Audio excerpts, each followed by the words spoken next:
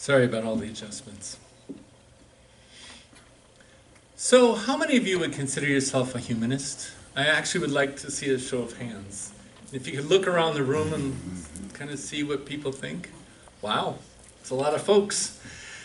Typically, I'd say these days it seems to be about less than 50%, but I think in this morning, for whatever reason, the folks that showed up here, it looked like it was greater than 50%. So that gives me a sense of the crowd and who I'm talking to. Maybe you know all this stuff today, and we'll cut it short. What I wanted you to know, did you know that during the first half of the 20th century, those identifying themselves as humanists comprised an overwhelming majority of many Unitarian congregations?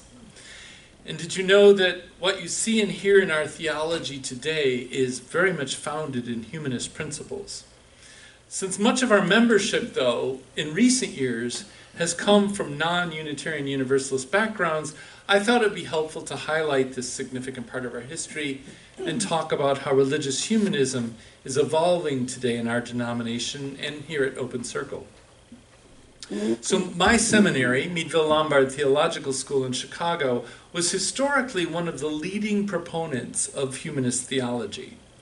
And since I came to Unitarian Universalism from a decidedly Christian background, I had little exposure to humanism prior to seminary, although I'd heard it talked a lot about up at the congregation in Appleton where I still am a member for 24 years.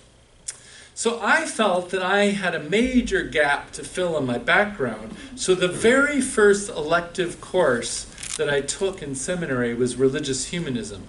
And it was taught by the Reverend Dr. William Murray, who I've got his picture up here on the screen. He actually passed away a couple of years ago, but I took this class in 2010, I think, and I've got his book over on the side. He was a former president of Meadville Lombard, a retired minister, and an author of a number of excellent resources on religious humanism. And that book, Reason and Reverence, Religious Humanism for the 21st Century, is the primary source I'm using for this sermon. So the class resonated with me because I discovered my own faith journey had evolved to something very similar to the theology I read about and what was being discussed in the class. So my purpose today is to try to share my insight with you in 20 minutes or less, and it's going to probably be a little bit over, with the assumption that many of you might be on a similar journey and this message would resonate with you. I'll give you a short history of religious humanism, discuss its evolvement, and give you a brief example of how this might apply to our faith community here. So if I were to describe humanism in 20 words or less, this is what I'd say. It's a philosophy that finds ultimate meaning and purpose in the human journey rather than in anything supernatural. I'll repeat it. It's a philosophy which finds ultimate meaning and purpose in the human journey rather than anything supernatural. So if you keep that definition in mind and look at recorded history, you can find examples of humanism dating back to even ancient times. Forms of humanism existed at the time of Confucius around 500 BCE, and several prominent Greek philosophers even expressed skepticism towards belief in their system of gods. But humanism prominently resurfaced during the European Renaissance, of course, with a focus on this world rather than the next, placing a higher value on reason and the promotion of the critical study of ancient texts. And then Martin Luther. When Martin Luther set off the Protestant Reformation in Germany in the 16th century, he helped propagate an important premise of humanism, the priesthood of all believers. The implication Luther set forth is that the responsibility for a faith journey rests with the individual rather than church doctrine or traditions. Humanist elements were also present at this time in the theology of the prominent reformer Michael Servetus, whose writing heavily influenced the early Unitarian leaders. Specific anti-spiritual, supernatural beliefs were prevalent, such as the rejection of the divinity of Christ, the denial of the existence of angelic beings, and the replacement of the devil with the human propensity for evil, and a belief that hell was nothing more than eternal death. Although humanistic elements had been around and debated for centuries, several prominent 18th and 19th century theologians and philosophers laid the groundwork for the 20th century humanist thinking. They refuted the existence of God and argued that religion was purely an internal experience for each individual.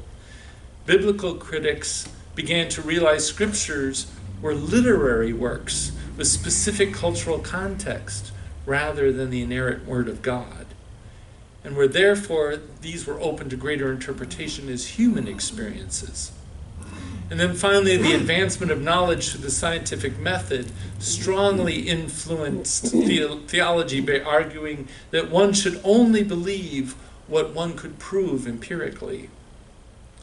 And then, of course, Darwin's theory of evolution was a turning point in humanist thinking because it put in doubt the whole premise of supernatural involvement in human creation and the concept of immortality.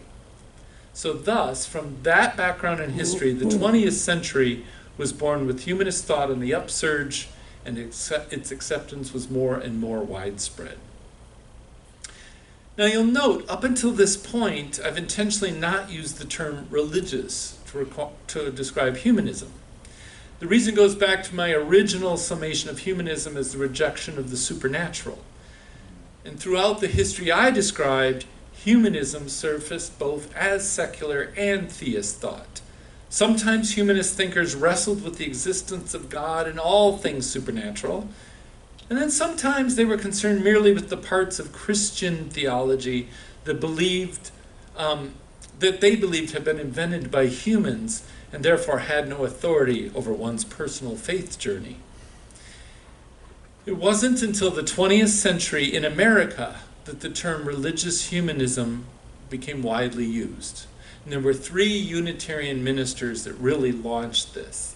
One was John Dietrich in Minneapolis, another was Curtis Reese in Chicago, so the upper Midwest was well represented, and then Charles Potter in New York City, and they're considered the founders of the movement. They used their pulpits to preach the rejection of all things supernatural and a philosophy of empowerment and advancement of humanity through education and the elimination of all barriers to human potential through social action. You can see why we are very oriented towards that today. Now, because they believed that religious humanism was the natural progression of religious thought, and that their movement would eventually be widely accepted and even replace traditional religion, they used the term religious humanism rather than merely humanism. They believed humans need the communal aspects organized religion provides. And at this point, the distinction between secular and religious humanism became clearer. Now they, along with the others, signed the Humanist Manifesto in 1933. It was a 15-point document outlining the movement's position on the supernatural, immortality, the irrefutability of the theory of evolution, the use of scientific method in matters of faith, as well as social concerns such as distribution of wealth and other areas, quote, to establish a satisfactory life for all, not merely for a few, unquote. It became widely debated in the popular press, and as you might expect, was strongly criticized by the leaders of the established Christian denominations. Nevertheless, the religious humanist seed planted in the Unitarian tradition took hold and grew to become the dominant theological perspective. However, what goes up must come down. By the 1950s, the popularity of religious humanism had waned for a number of reasons. The foremost was the brutality of World War II, and what the impact that had on this ever-optimistic outlook for human civilization and its development. Religious humanism was criticized for not addressing the human capacity for evil and destruction. Additionally, over time, the faithful themselves became too dogmatic and were not viewed as welcoming by visitors, especially theists, people that believed in some sort of God. And they became defined more by what they were against, a belief in God, afterlife, and creationism, than the positive aspects they actually stood for, such as the improvement of the human condition, the celebration of human accomplishment and social evolvement. Religious humanists were perceived as too intellectually focused, to the exclusion of matters of the heart, and especially spirituality and caring for those facing the harsh realities of human life. In fact, I even heard in this class, Dietrich, the minister over in Minneapolis, was criticized for his lack of pastoral care for the sick and dying. He rarely made hospital calls. I think his idea is like, well, what did you expect? This is just human life. There was also concern, religious humanism was so focused on scientific progress and the resulting rise in the standard of living that it neglected the issues of environmental degradation. And then finally, religious humanism was perceived as too idealistic, or not idealistic, too individualistic, and did not stress the communal aspects of congregational life. Well, in recent years, many congregations, like this one, religious humanists have kind of taken a back seat to those that have joined with more divergent faith journeys, especially those seeking a more spiritual path. Thankfully, I think Open Circle has evolved to a more inclusive spiritual community with grace and maturity that isn't always seen elsewhere. Their stories of conflict and congregational splits are not infrequent over the uses of the word God or the use of Christian traditions such as baptism or Christmas. In fact, when I first joined the Fox Valley Fellowship 25 years ago, I remember finding, I come from a Lutheran background, and I remembered finding it odd that we spent so much time in choir practice substituting words like God, Savior, and Church with spirit of life, love, and humanity. I couldn't figure that out, why we had to do that. But over time, I think everybody's matured and become more accepting of non-humanist traditions, which I believe has a lot to do with the continued vitality and strong membership growth of that congregation. Well, after grounding our class in the history of religious humanism, Dr. Murray turned our attention towards the future development of the movement. He acknowledged past criticism and offered a modified theology based on his own experience and the 21st century sensibilities of a postmodern world. As the title of his book implies, his goal is to combine the emphasis on reason from the past with a greater emphasis on reverence for the mysteries of life and human complexity. He begins by grounding the religious story in nature. Dr. Murray believes religious humanism should be perceived through the lens of religious naturalism. And this is a quote. Naturalism is a philosophical perspective that denies the existence of the supernatural and maintains that there is only one realm, the natural universe, unquote. So obviously it's pretty closely related to religious humanism, but it focuses more on nature for matters of ultimate concern. By expanding the theological boundaries to include the entire universe, it de-emphasizes the focus on humans and turns our attention more towards feelings of awe and wonder and reverence we all find in nature. It provides the religious story historically absent from religious humanism. In other words, how did the world come to be, and what's the place of human life in it? Then there was another professor at Meadville Lombard, Reverend Dr. David Bumbaugh. He's very revered, and he ties religious naturalism, this perspective, back to that humanist manifesto in an essay called Toward a Humanist Vocabulary of Reverence. And I'm going to read, it's a little bit of a long part, but I love his poetry of it.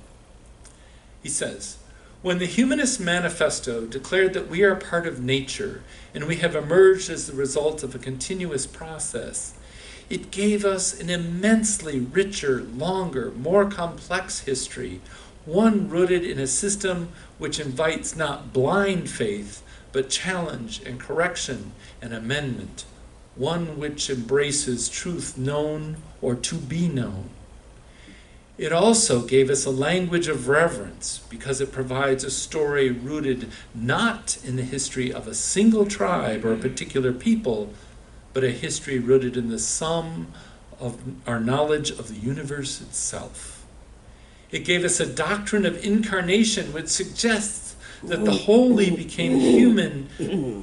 It suggests not that the holy became human in one place at one time to convey a special message to a single chosen people, but that the universe itself is continually incarnating itself in microbes and maples, in hummingbirds and human beings, constantly inviting us to tease out the revelation contained in stars and atoms and every living thing. A language of reverence for humanists begins with our understanding of this story as a religious story, a vision of reality that contains within it the sources of a moral, ethical, transcendent self-understanding. I know it's kind of a big words, big essay. Ursula Goodenough, who was the author of the reading I did earlier, acknowledges the same sentiment in the passage that I read. Her book, The Sacred Depths of Nature, is about 20 years old, and I assume some of you in the room have probably read it. It was another required reading for the course, and I found her insight fascinating and her writing style incredibly accessible. Goodenough was a professor of biology at Washington University, served as the president of the American Society of Cell Biology and the Institute of Religion in an Age of Science, so she's very well credentialed. Her book reads like that popular Something for Dummies series, you know? It's a series it provides a very understandable account of the origins of the universe and the evolution of life on Earth. But she adds something very meaningful at the end of every chapter, reflections. These are short 1 or 2 page entries on how she finds religious meaning in the science that she describes. I found them very meaningful, and I actually at the time typed each of them up in my notes for easy reference in the future. Well, 10 years later, I can't find those notes, but that's okay. I highly recommend this book to anyone looking for deeper spirituality drawn from science and nature, and I figured it would probably appeal to a lot of folks here today.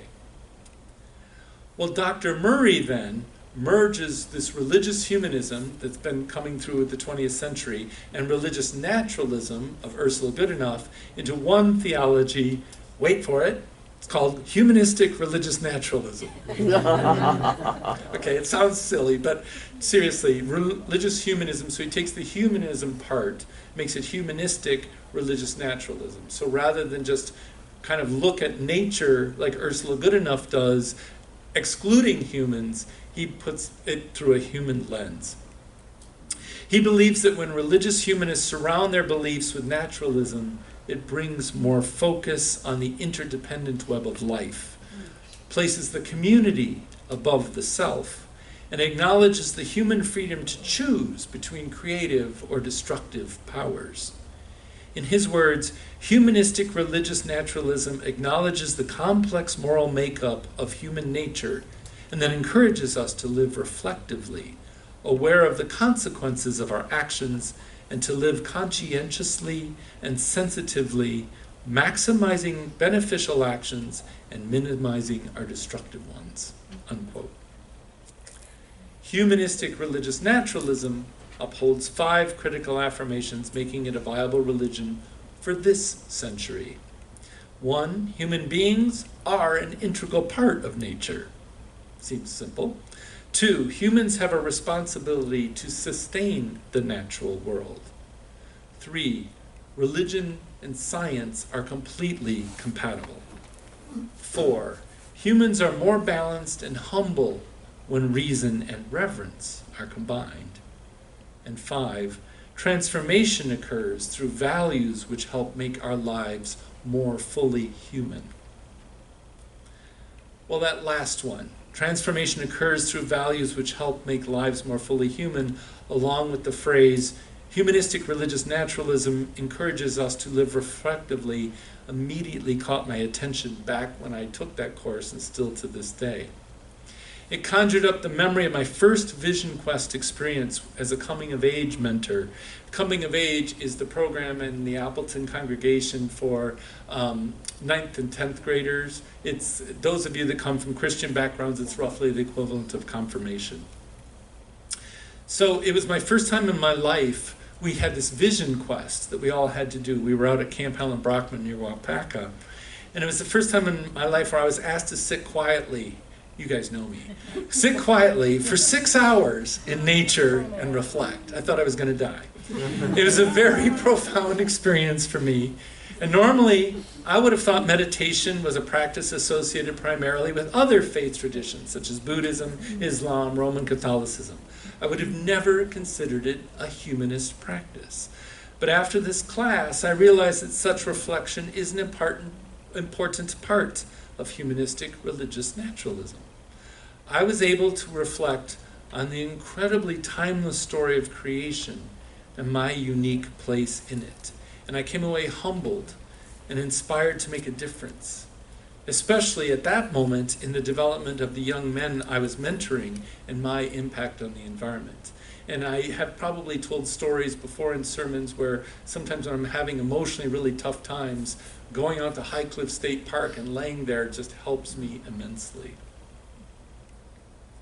Now, as a faith community, I suggest we can have a stronger emphasis on meditative practice associated with humanistic religious naturalism to open each of us up to becoming more fully human. I suggest taking a lead from other religious cultures and set aside periods for reflection. For example, think of Yom Kippur and Good Friday. They're days intentionally set aside for personal reflection on right living. We could set aside a period during a similar time of year for meditation. So think of it, if you come from a Christian background, Good Friday is followed by Easter Sunday. In the Christian tradition, we could do a weekend focused on meditation and reflection, then followed by a Sunday service focused on some sort of rededication to the vision for the future of human potential. So I guess in conclusion, I'd like to acknowledge the important role of religious humanism that religious humanism has played in the development of Unitarian Universalist congregations. And as we here continue to grow more diverse, I'd like to lift up humanistic religious naturalism as a viable evolution to the humanist philosophies first recorded centuries ago. For me, it not only seems logical, but the awe I feel towards nature and my reverence for the interdependent web are the very core of my ethics. Humanistic religious naturalism for me is a very viable theology, and I encourage you to explore the possibilities for you as well. Blessings to you on your faith journey.